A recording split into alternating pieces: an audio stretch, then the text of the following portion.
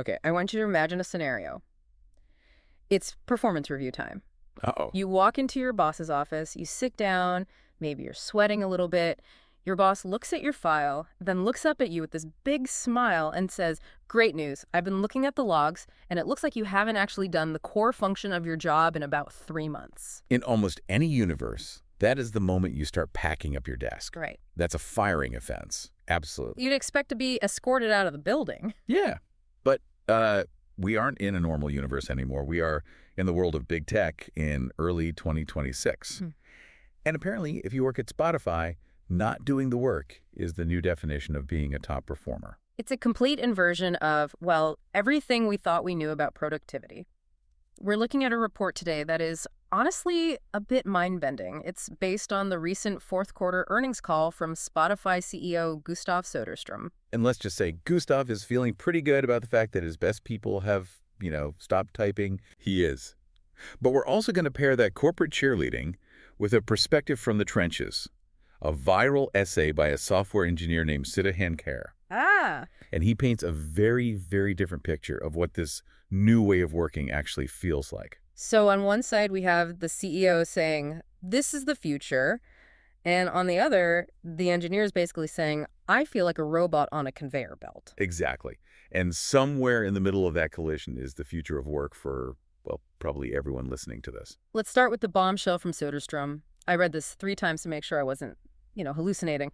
He's on this earnings call talking to investors, and he starts bragging about his most senior engineers.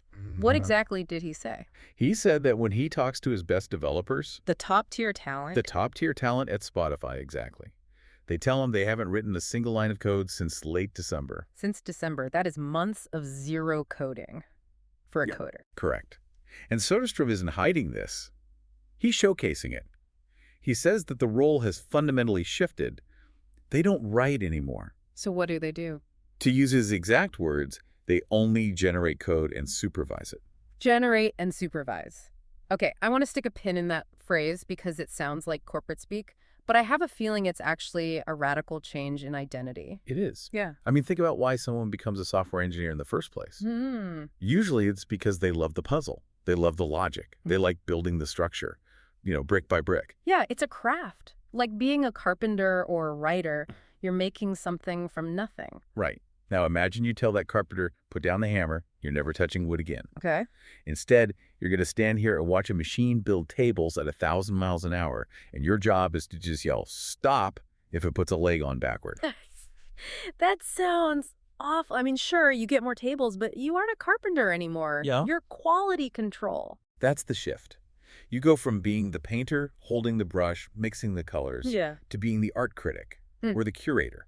You are standing back, arms crossed, just judging the output of an AI. And Sёdерströma thinks this is a good thing. He thinks it's the only thing. He told investors that Spotify is absolutely hell-bent on leading that change. Hell-bent. That is not a casual phrase. That sounds almost desperate. It sounds like survival.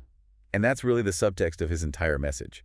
He said that advancing AI is a matter of when, not if. So the implication is adapt or die. Pretty much. If Spotify tries to keep doing things the old way, where humans handcraft every line of code, they will be dead in the water. Because their competitors will be using that machine gun approach, and they'll still be using a musket. Precisely. If your competitor can generate a new feature in 10 minutes using generate and supervise, and it takes your team 3 weeks to handwrite it, you lose. Game over. Game over. So Sёdерström is pushing this transition aggressively. But he does admit there's a downside, right? He didn't paint it entirely as a bed of roses. No, he was actually quite blunt about the friction. He said, quote, "It will be painful for many companies." Painful? Yes. Because you can't just, swap out the typewriter for the computer and keep the same office culture. He listed everything: engineering practices, product practices, design practices. Everything has to change at once. All of them have to change simultaneously. That feels like trying to replace the engine of a 747 while you are currently flying over the Atlantic. It's exactly like that. Yeah. And this is where we get to the concept of agility. Now, agile is one of those buzzwords that people in tech have been throwing around for 20 years. Oh, yeah. But Sёdерström is using it in a way that feels different here. Yeah, he dropped a quote that I found genuinely unsettling. He said, "The things you build now may be useless in a month." It's a striking admission, isn't it? Useless in a month. I mean, just pause on that. Yeah. If I'm a builder and I build a house, I expect that house to stand for 50 years. If I write a book, I want people to read it next year. If I'm writing code that is going to be trash in 30 days, why am I even doing it? That is the existential crisis of this new model. We are moving from software as an asset, something you build, polish, and maintain, to software as a consumable. It's disposable. Completely. Like a paper plate. Like a paper plate or a daily news feed. If the AI can regenerate the entire code base in minutes or create a totally new interface overnight, then the code you wrote yesterday has no long-term value. Wow. It was just temporary scaffolding to get to today. That has to be incredibly demoralizing for the people doing the work. Oh, it changes the psychology of the job completely. You stop getting attached to your work. You stop trying to make it perfect. Because perfect is a waste of time. Exactly. If it's going to be deleted in 4 weeks, you just need it to work now. So we have a CEO who is hell-bent on speed, pushing a strategy where nothing lasts, and telling his painters to stop painting and start critiquing. That's the view from the C-suite. High-level strategy, efficiency. But we need to talk about what this actually feels like for the human being sitting in the chair. Because we have this report on AI fatigue. And I want to be clear here. This isn't just, I'm tired of hearing about ChatGPT. No, this is a very specific occupational hazard. The source material is careful to make this distinction. This isn't litism. These engineers aren't anti-tech. They use the tools. They use the tools, but the workflow is grinding them down. This brings us to Sethant Kar, the software engineer who wrote that viral essay. He used a metaphor that I have not been able to get out of my head. He said his job now feels like being a judge at an assembly line. It's a powerful image. Yeah. And to understand why it's so stressful, we have to talk about how coding actually works. Yeah, break that down for us, because to an outsider, checking work sounds easier than doing work. It sounds it, yeah. If I just have to read what the AI wrote and say it looks good, shouldn't that be a breeze? You would think so. But in coding, reading is actually much, much harder than writing. Why is that? Think about writing an email. When you are writing it, you know exactly what you mean. You know the context. You know why you chose that specific word. You have the map in your head. Okay, that makes sense. Now imagine I hand you a printout of a complex legal contract written by someone else, and I say, you have 30 seconds to find the loophole that could bankrupt us. Oh, that's stressful. A lot stressful. Now imagine doing that every 2 minutes for 8 hours a day. That is what reviewing AI code is like. Because you don't have the mental map. You don't have the map because you didn't write it. So every time a new chunk of code, a pull request, pops up on your screen, you have to reverse engineer the logic from scratch. You have to figure out what the AI was trying to do, then figure out if it actually did it, and then figure out if it broke anything else in the process. Exactly. It's a massive cognitive load. It's called context switching. Your brain has to load a new scenario, solve it, dump it, and then load the next one. It is exhausting. Carrie talked about stamping those PRs. PR stands for pull request, right? Yes. A request to merge new code into the main system. And he described it as a never-ending line. Like the AI just keeps spitting them out. That's the assembly line problem. Yeah. In the old days, you waited for your colleague Dave to finish his code. Dave is a human. Right. Dave sleeps. Dave goes to lunch. Dave gets stuck. So the pace of review was human. It had a natural rhythm. Right. But the AI doesn't sleep. It doesn't eat. It can generate 10,000 lines of code while you are taking a sip of coffee. So the pile never goes down. It just grows. It's the I Love Lucy chocolate factory episode. It is exactly that. The conveyor belt speeds up and you're stuffing chocolates, or in this case, security vulnerabilities, into your hat just to keep up. And Kara explicitly says this makes the job harder, not easier. Yes. He feels the quality of his work life has gone down. He's not creating. He's just catching mistakes. And the stakes are higher. Much higher. Because the volume is so high, the fear of missing something increases. If you miss a bug in code you wrote, you usually know where to look.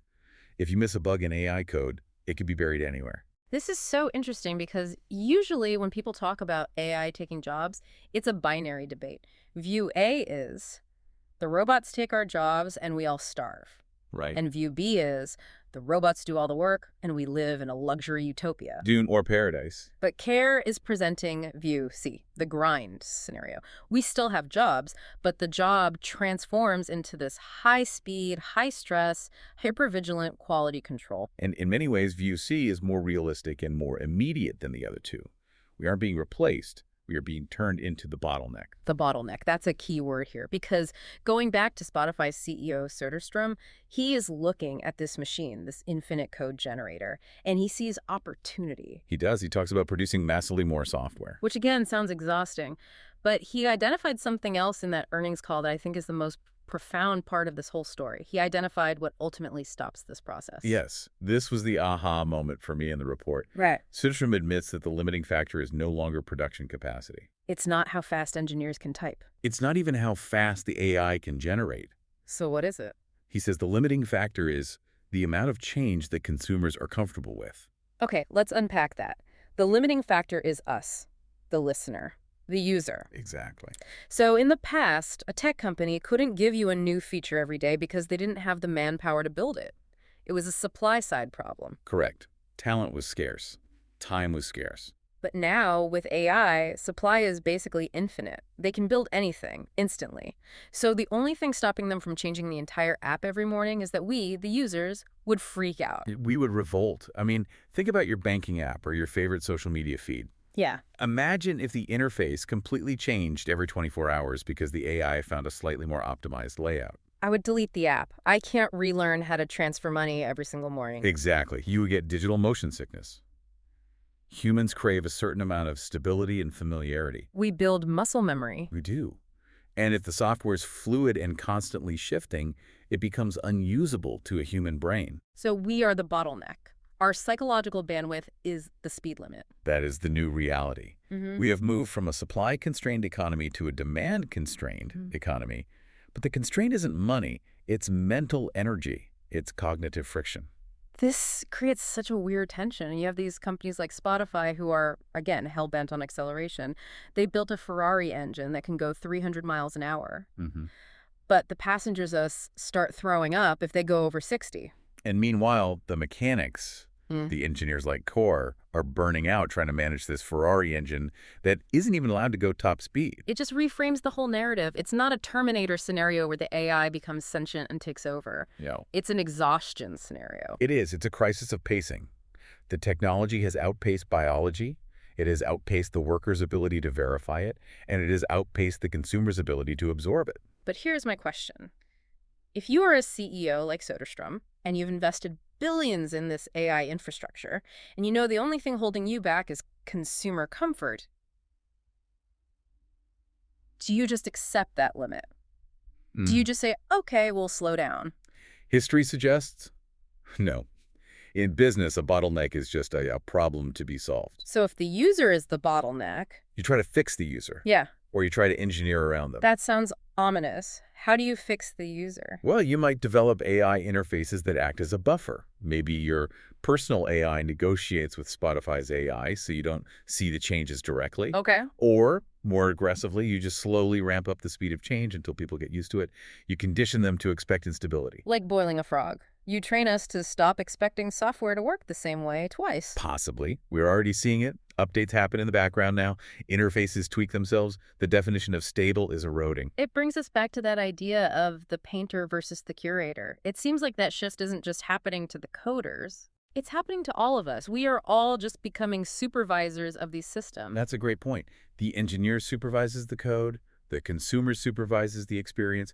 We're all stepping back one layer from the actual doing. So let's recap where we've been on this deep dive.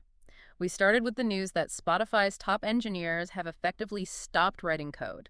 They've become supervisors of an AI workforce. We looked at the CEO's strategy of extreme agility, where code is disposable, useless in a month, and the company survives by moving faster than everyone else. We contrasted that with the reality on the ground. Sid Care's description of AI fatigue, the feeling of being a judge on an infinite assembly line, dealing with the massive cognitive load of checking machine logic all day. And we landed on the ultimate ceiling. The fact that this infinite production machine is currently blocked only by our own human need for stability and comfort. It's a lot to process, and I think for anyone listening who works in a knowledge job, whether you're a coder, a writer, a lawyer, this generate and supervise model is coming for you. It absolutely is.